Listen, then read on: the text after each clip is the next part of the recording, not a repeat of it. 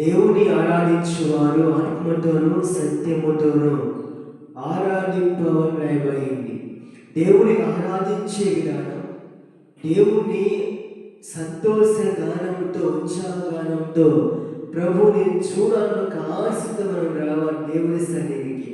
ఇదిగో ఆయన్ను ఆరాధించువారు ఆత్మతోనూ సత్యముతోనూ ఆరాధించలేబడింది.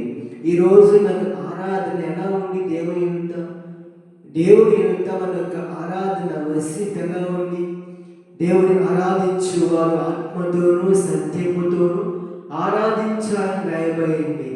కాలేబు యోషువ ఏ విధంగా అయితే పూర్ణ మనసుతో పూర్ణ ఆత్మతో దేవుని ఆరాధించారు, దేవుని స్తుతించారు, దేవుని వారు పూర్ణ మనసుతో ఆత్మతోను సత్యముతోను వారు దేవుని ఆరాధించినట్లుగా మన ఆరాధన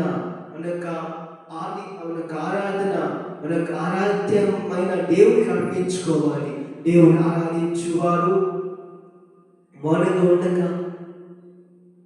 మౌనంగా ఉండక దేవుని స్తుతించబడింది.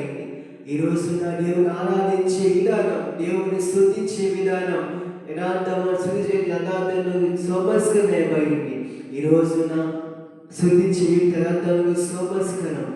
ఈరోజు నాకు ప్రియ దేవుని సంగమా, దేవుని ఆరాధించే విధానం, దేవుని స్తుతించే విధానం, దేవుని కనపరిచే విధానంలో మరి ఎలా ఉన్నాం?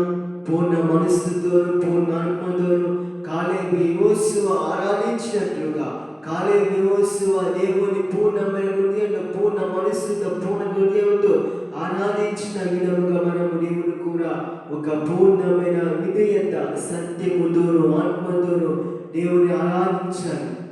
మనుషుల కోసం చేసిన ఆరాధన కాదు.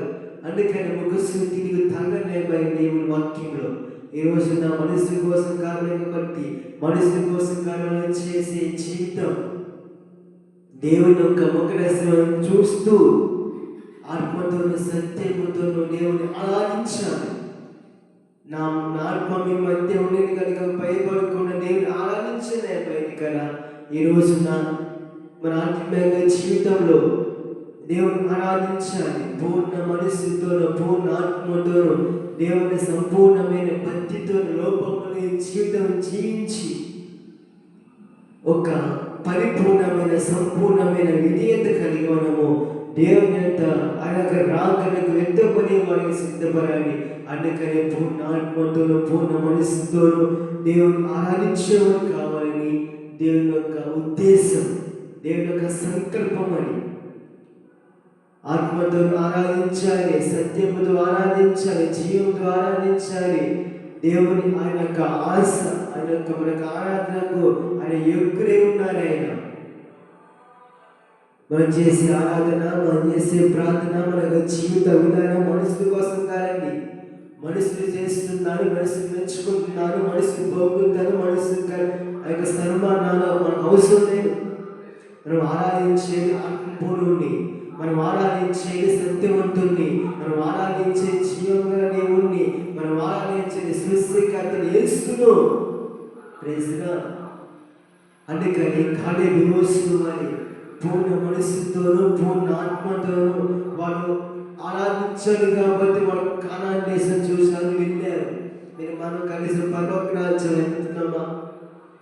పూర్ణ మనస్సుతో ఆరాధించండి, పూర్ణ ఆత్మతో ఆరాధించండి. వీరి యొక్క అవకాశం మనకు రాని అవకాశం.